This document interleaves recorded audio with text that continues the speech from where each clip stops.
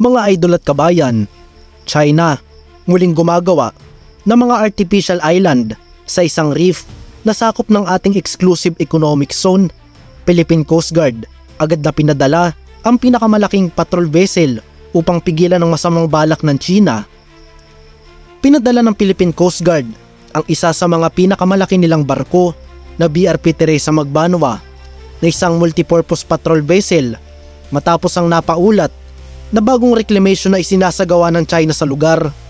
Makikita sa mga larawan na ibinahagi ng Philippine Coast Guard ang mga tambak ng pinaghalong durog at patay na mga sea corals na naipon sa isang bahagi ng Sabina o Escoda Shoal na sakop at nakapaloob sa exclusive economic zone ng Pilipinas.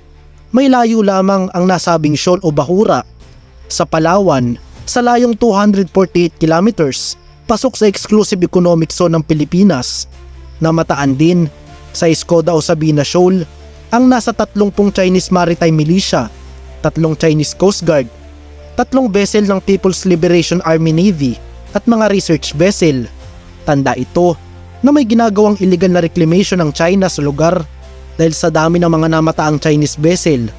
Nakakabahala ang balitang ito dahil kung hindi agad ito naagapan ng ating Coast Guard ay marahil matutulad ito sa mga dating bahura na tinayuan ng China ng mga naglalakihang artificial island at nilagyan ng mga mahahabang runway at inarmasan pa ng mga air defense at strike capable na mga missile. Itinanggi naman ng China ang mga aligasyon na gumagawa muli sila ng mga bagong artificial island.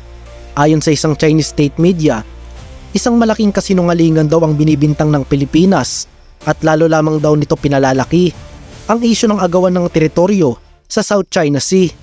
Buwelta at katwiran naman ng ating tagapagsalita ng Philippine Coast Guard na kasinungalingan at mapaglinlang ang mga pahayag ng China. Dagdag pa ng spokesperson ng PCG, ipagpapatuloy ng Coast Guard ang kanilang pagdodokumento ng mga illegal na mga gawain ng China sa South China Sea at sa West Philippine Sea. Magpapatuloy din ang Philippine Coast Guard sa pagpapatrolya at pagbabantay sa mga reef o bahura na okupado na ng Pilipinas. Mga idol at kabayan, itong patotoo na napakahalaga o mahalaga ang modernization hindi lamang sa armed forces kundi pati sa mga civilian organization na katulad ng Philippine Coast Guard at BIFAR. Sa ngayon ay may planong Philippine Coast Guard na bumili ng mga karagdagang Magbanua class multipurpose patrol vessel. May habang nasa mahigit 96 meters ang nasabing patrol vessel. Doble ang laki nito kung ikukumpara sa mga Parola class patrol vessel na laging dinideploy sa West Philippine Sea at nabibiktima ng pangwawater cannon ng Chinese Coast Guard. Magandang magkaroon ng Pilipinas ng mas maraming unit ng Magbanua class patrol vessel upang matapatan ang naglalakihang Coast Guard vessel ng China.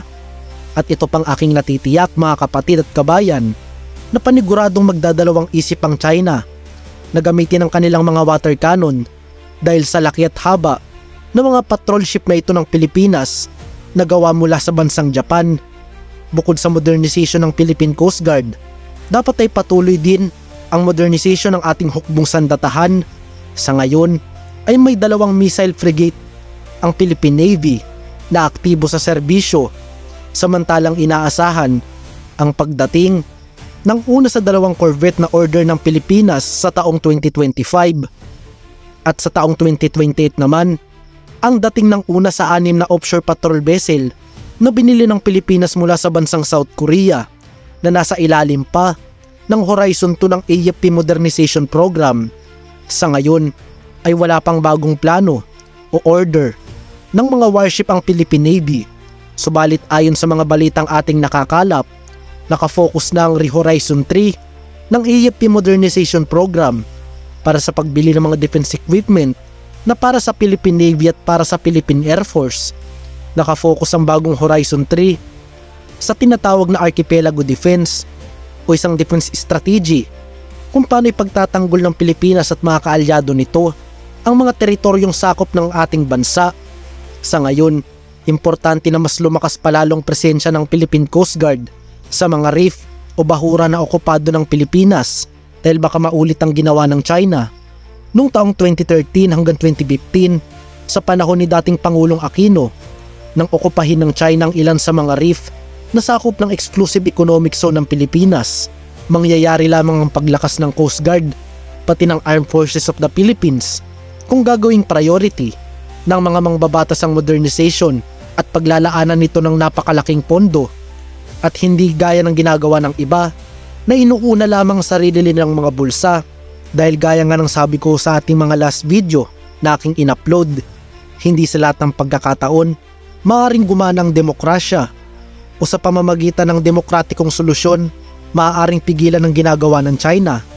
Darating at darating ang panahon na kailangan nating ipaglaban ang ating mga teritoryo laban sa mga gustong manakop sa ating bansa.